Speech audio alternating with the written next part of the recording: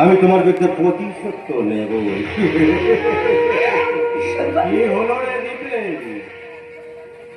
তুই তুই এই বন্ধুকে তুই ভগ্নী রায় থেকে উদ্ধার করতে পারবি না?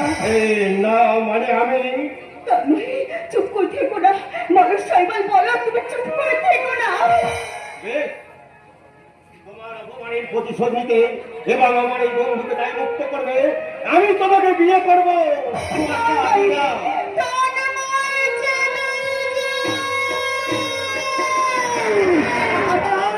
আমার মন থেকে তোমাকে আমি সারা জীবনের মতো আমি মুছে দিলাম, মুছে দিলাম, মুছে দিলাম, মুছে দিলাম।